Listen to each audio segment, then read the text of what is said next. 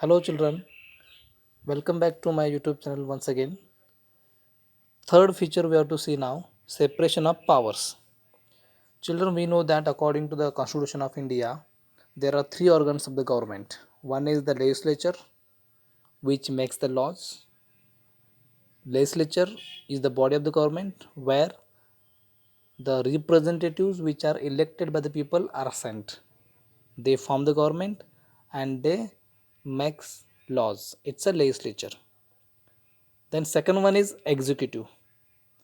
Executive is a smaller group of people who are responsible for implementing the laws and running the government.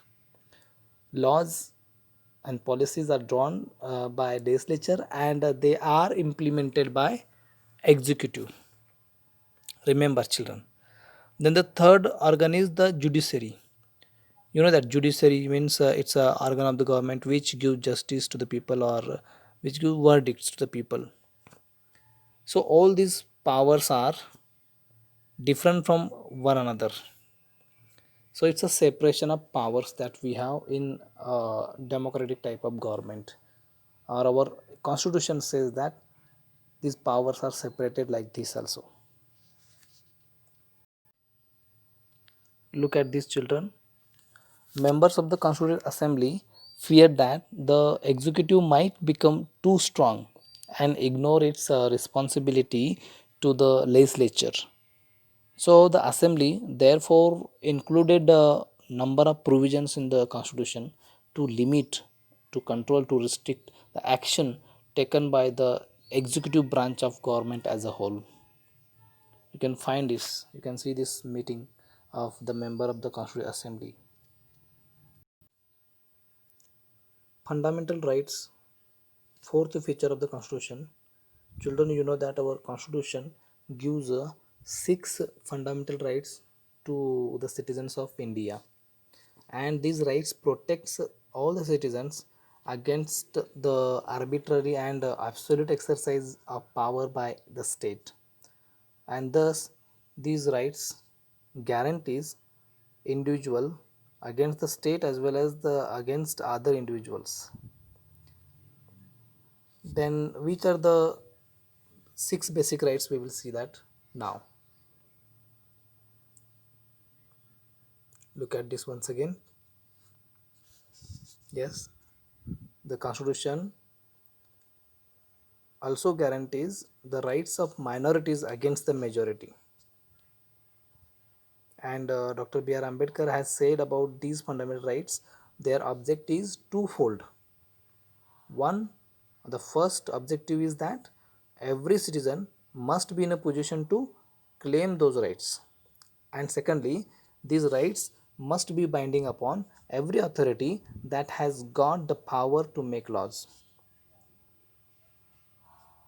And we know that in addition to the fundamental rights in the constitution, there is a section called directive principles of state policy.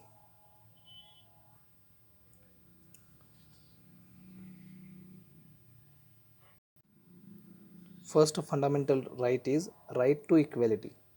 Children, we know that everyone is equal before the law. Nobody is above the law.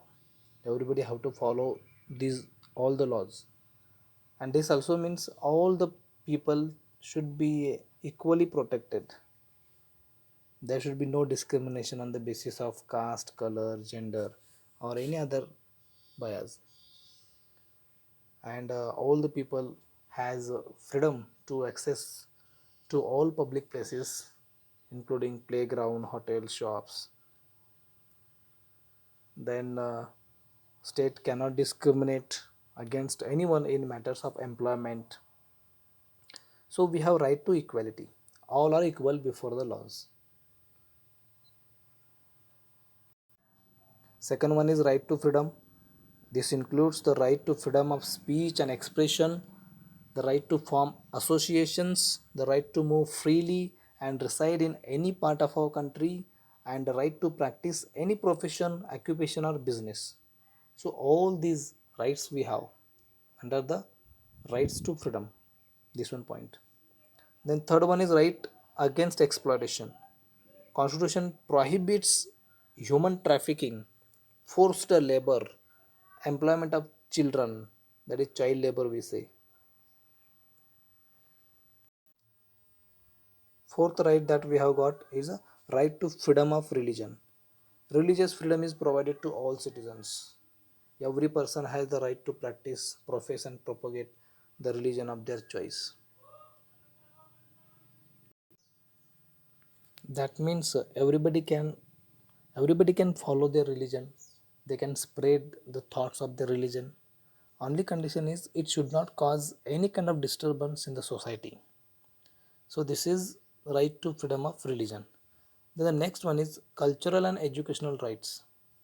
Constitution states that all minorities, religious or linguistic, can set up their own educational institutions in order to preserve and develop their own culture. So minority communities are there in our country, maybe religious or maybe linguistic. They can set up their own educational institutions to promote or to preserve their own culture. This is the fifth right that we have got. And the last right is right to constitutional remedies, which allows all the citizens to move the court if they believe that any of their fundamental rights have been violated by the state. If anybody deprives any kind of right to anybody, then that person can go to the court and he can get the justice. So it's a right to constitutional remedies. So all these basic or fundamental rights that we have seen today. Secularism is the last feature of our constitution. Children, a secular state is one in which the state does not officially promote any one religion as the state religion. Secularism is just a framework for the society for striving equality in every aspect. Secularism is to create Secularism is to create a society in which people of all religions or people who don't belong to any religion can live together peacefully. So it's a very nice meaning of secularism, and all these key features of Indian Constitution we have seen today. And in this way we have finished this one first lesson from political science. It was a very easy lesson, very not a lengthy one. And if you have any doubts, you can ask me. Thank you.